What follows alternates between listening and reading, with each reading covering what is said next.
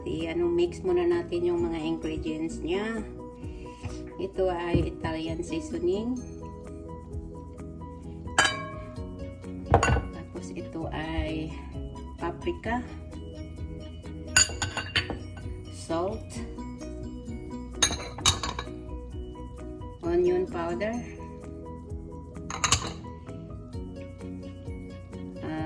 parsley,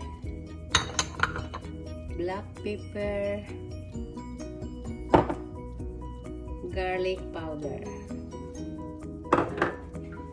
So, mix muna natin.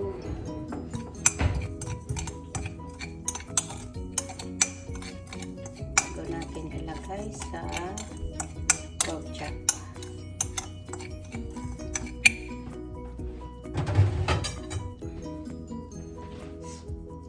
So, ito guys, bago natin lagyan natin ng seasoning, lagyan muna natin ng olive oil.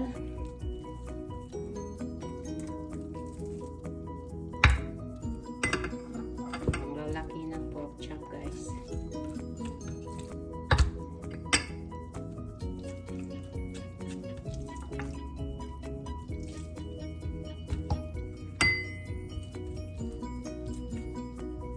So, ito na guys.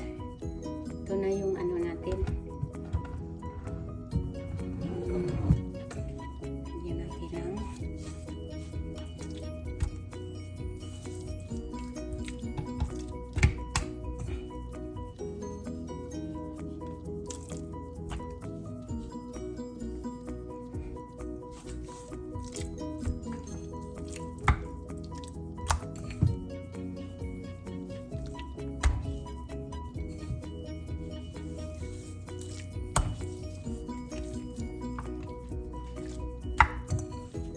masarap ito guys pag ibabad natin ng medyo matagal kasi para mag-absorb yung seasoning sa meat. Ayan.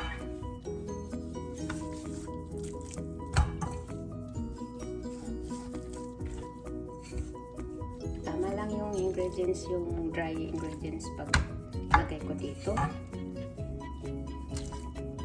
Tapos dumidikit siya dahil ay nilalagyan ko muna ng olive oil yung meat.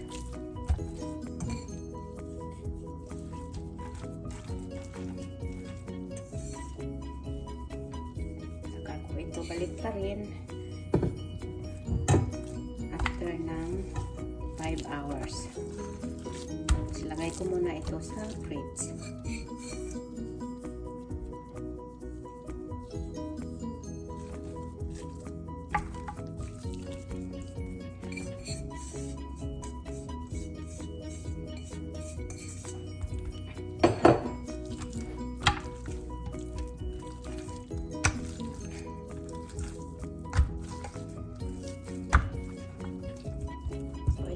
Sa fridge guys.